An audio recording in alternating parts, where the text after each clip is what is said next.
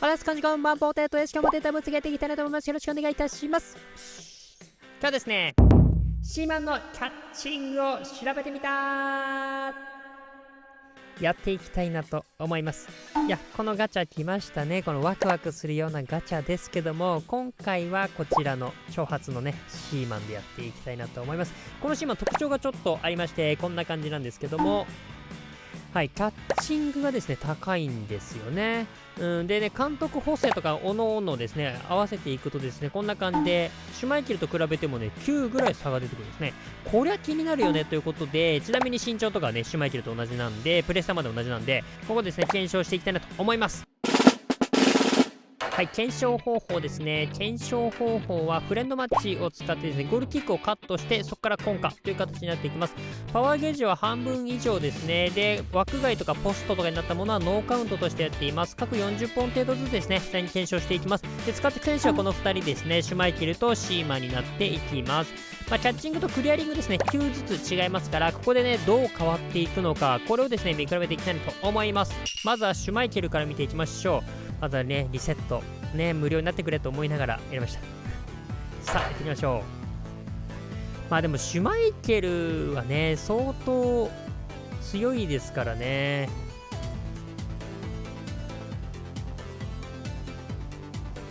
最強格のね、ゴールキーパーになってますけど、能力は今回合わせてきてますからね、ここでキャッチング、クリアリングがどう影響してくるのかというところになってきますけど、それでも86はありますからね、これだけでもだいぶ強い気はしますけどね、どうでしょうか。はい、ということで見ていただきました。割とキャッチしてません割とできてるなーっていう感じはしましたね。思ったよりキャッチしてくんなとは思ったので、これシーマンに結果出るのかな。ちょっとちょっと見ていきましょう。ここからシーマンですね。シーマンプラス9されてますね。キャッチングめちゃめちゃ高い。シーマンって言えばですね、めちゃめちゃ派手なプレーというよりはどっちかというとこうポジショニングセンスとかそういったところでですね、もう安定感をチームにもたらすみたいなねプレイヤーだったかなっていう印象はあるんですけどね。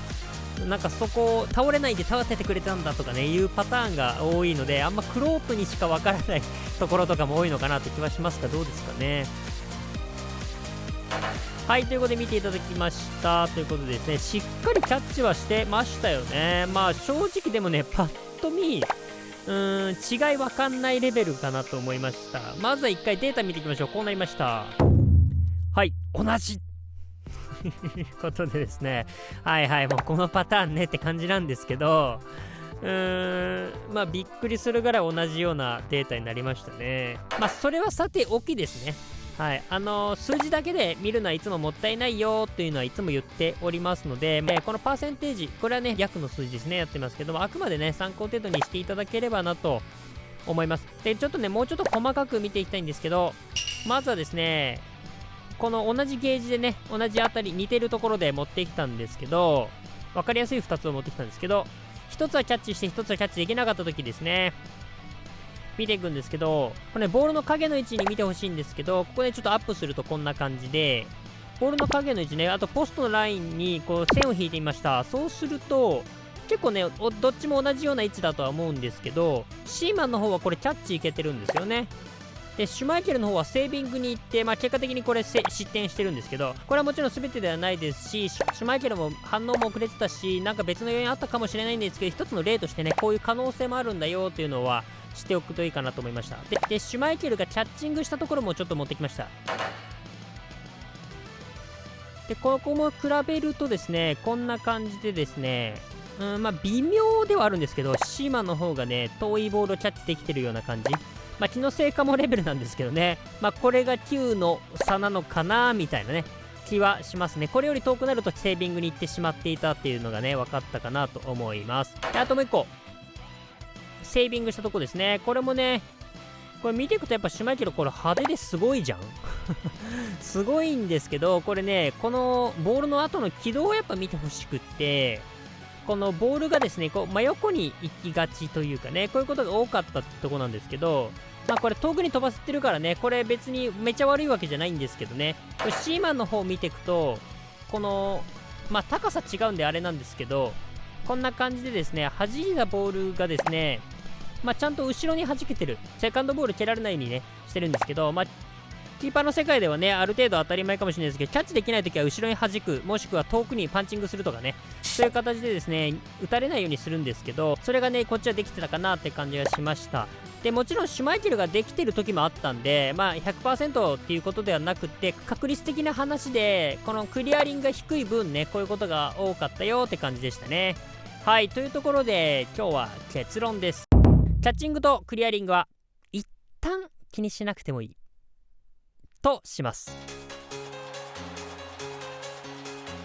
はい、ということで見ていただきましたけど、育成時はっていうことですね。意味はもちろんあるんですけど、そもそもコラプシングとキャッチングで、差が激しい選手で少ないんですよね。なので結局ねキャッチングは上がることになったりするんでね。でしかも今回見ていった9の差っていうのがこの差だったので、めちゃめちゃ微妙だったんですよね。なので試合の成績に大きく左右するほどの違いは出なさそうだなって感じしました。副産物的にコラプシング上げたらキャッチングも上がるからラッキーみたいな感じで考えておくといいかなと思います。で今までの検証からするとですね、キャッチングイコールキャッチできる範囲が広がるイコール、効果に強くなるよみたいなイメージをしておくと良いかなと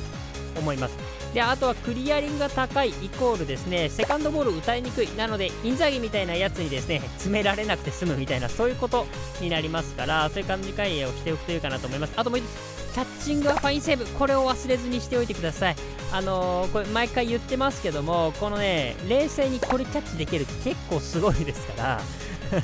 このね、でさっきのシュマイケルの派手に弾いたやつとかと比べていくとですね、やっぱ派手なんですけど、やっぱこれよーくボールの位置見るとですね、確かに高いボールってキャッチしにくいからしょうがないんですけど、この派手さの割にいいコースではないので、そんなにね、なのでそこはねちゃんとこのキャッチングもすごいファインセーブだったんだなっていうのは知っておくと良いかなと思います。で育成なんですけど、こんな感じですかね。ちょっとねだいぶ迷いました。かなり迷ったんですけど、コラプシング優先かな。でキャッチングはそれで上がっていくしってところもあるし、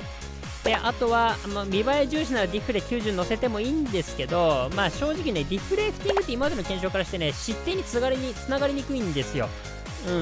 なのでそこはね88あれば正直十分かなっていう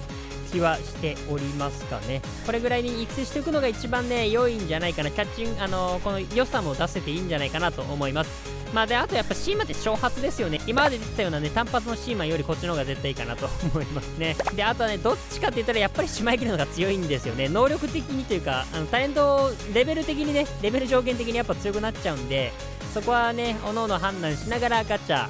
引くっていう形、ガチャの判断にしてみてください。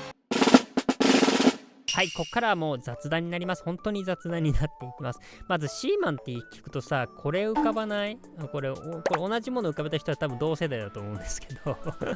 そんなことはどうでもいいんですけど、今回ねちょっと許せないのがあって、これ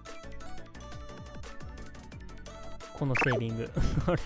これマジ許せない。キーパーとしてやっぱ許せないですね、これはね近くで見ると余計でですね、このなんていうのかな、これ絶対届いたじゃんシーマン絶対届いた。これねなんか腹立ったから腹立ったってしょうがないんだけど、どこに出すでもないのでちょっとここで成仏させてくださいでもう一個ね、シーマンといえばやっぱり僕の中でこのセーブなんですよ。これやっぱこれなんですよ、僕の中ではね。でこれやってて、これなんかぽくない？結構似てない？このセーブこう見るとそうでもないかな。ちょっとせっかくなんでこれもねここで成仏させてください。はい、ということでいかがだったでしょうか。皆さんこの結果どう思いますでしょうか。皆さんのご意見ご感想クレーム等々あればですね、コメントで教えていただければなと思います。年内3万人を目指しておりますので、この動画良かった、参考になった、面白かったなと思った方はですね、高評価、チャンネル登録をしていただけるとすごく励みになります。どうぞよろしくお願いいたします。島やってきました。キャッチングのね違いとかもね改めて分かったから良かったかなと思います。またねゴールキーパーに関しても検証をやっていきたいなと思いますので、引き続きよろしくお願いいたします。ということでまた次回の動画でお会いしましょう。バイバイ。